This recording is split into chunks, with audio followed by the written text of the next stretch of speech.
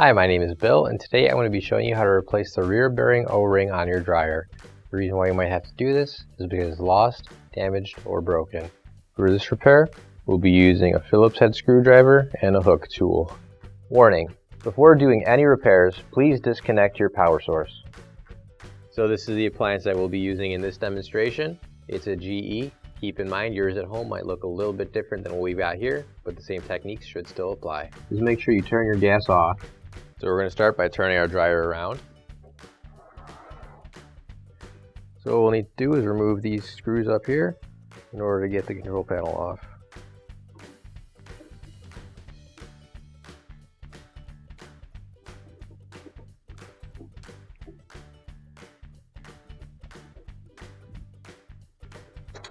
So now that we've got the back unscrewed, we can just slide the control panel over, and we're going to lift it up, and we're going to put it back in this space right here.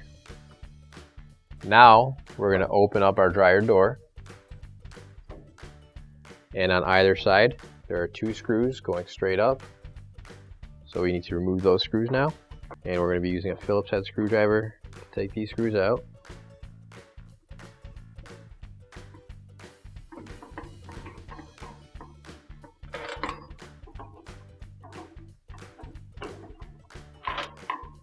Now that we've got those screws out, we can take the top off.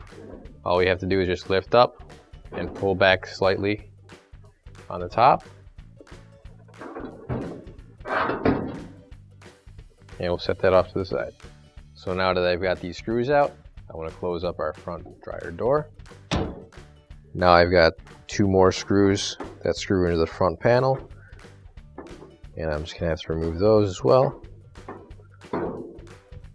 And when you remove them, just make sure that when you get close to having them come out, you catch them because you don't want them to fall down into the dryer there.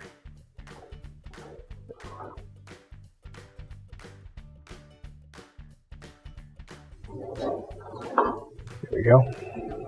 Now that we've got those screws out, we can tilt the front panel forward. And once we've got it tilted forward and separated from the drum, we can lift it up over the tabs on the bottom and just turn it like so, because we've got some wires attached to it as well. So now what I'm going to do is I'm going to detach some of these wires here. First one I want to detach is this black one that's connected right over here.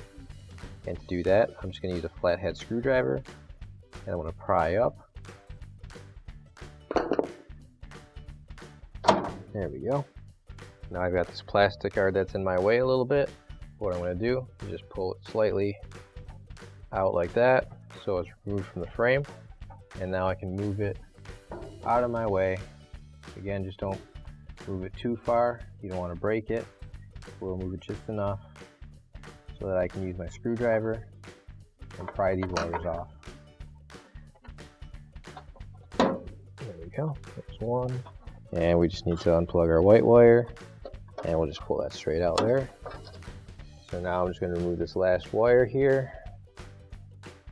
And once again, just pulling that straight out. So right on top of the drum here, we've got this piece, which is our belt there. So in order to get it off, I'm going to reach inside of our dryer here. And I've got to get my arm in that little hole.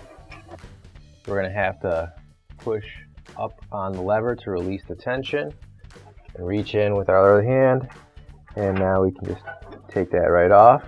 So now that we've removed the belt from the pulley, we can lift up on the belt. That'll help us pick up the drum. So right on the end of our drum bearing right here, we have our drum bearing O-ring. It's this piece that goes around. It's in a groove right there, and it stops the bearing sleeve from coming off.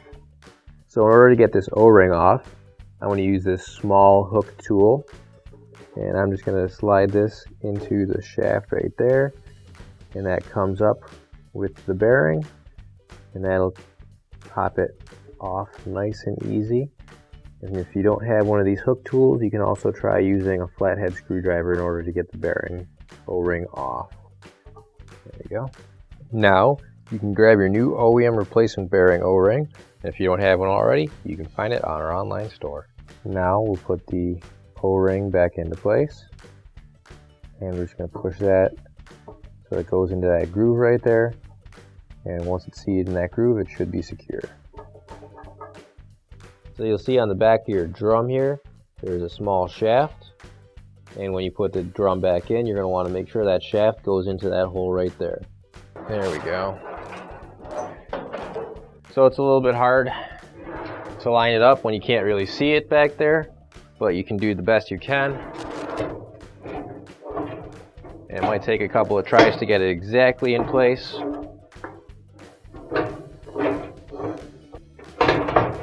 There we go. And after a couple of tries, you should be able to get it in there, and you'll see that the rim of the drum is inside the frame of the dryer there. Now to put the drum back on, we're going to take the belt, we're going to go on the other side of the wheel here, just like this, and we're going to lift it up, keeping this all together, and then loop the belt around the shaft here, and make sure everything's on straight. There we go. And then everything should be able to spin freely now, just like that. We're going to reattach that to the middle. This is the white wire that goes up along the edge of the door and goes to the light. So that's plugged in now. And now with this last one, reattach it right there. There we go. Now I'm going to put this plastic piece back into place, so right into that slot right there, and we'll plug our last wire in, and you're just going to make sure that these slight bumps there line up with the holes on the side. That fits in nicely, and now we'll put the front panel back on. So now we're going to line up our front panel with the tabs on the bottom. And we're going to set those into those tabs and stand the door up. As we do that, we're also going to line up with the drum, and the inside of that plastic piece on the washer is going in the drum. And we've also got these metal tabs on the side that are going into the slots on the frame. So once those are all lined up and the panel's flush, we can screw it back on. So now we're going to get our screw started in this hole here, and then after we get it started, screw it down nice and tight.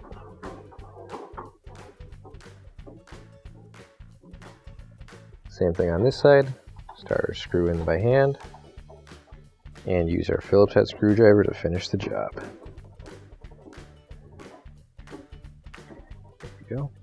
Now I'm going to put the top back on, and you'll see there are two tabs sticking out from the top, and there are going to be two slots that correspond with them. So I want to line all those up.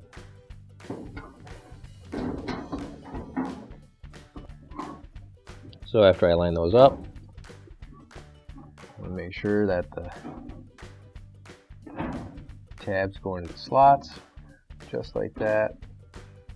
And there's a couple on the front as well. So now we can screw that back in.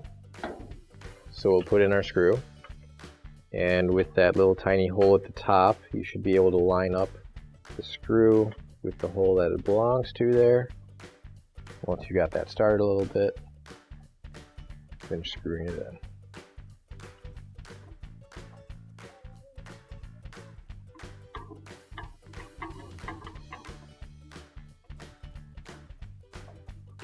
There we go. Now we're going to put our lint filter back into place, since that came out a little while ago. There we go. Now we can close our dryer door.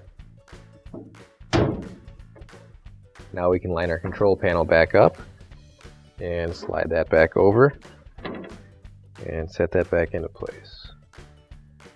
Now we can screw it back in.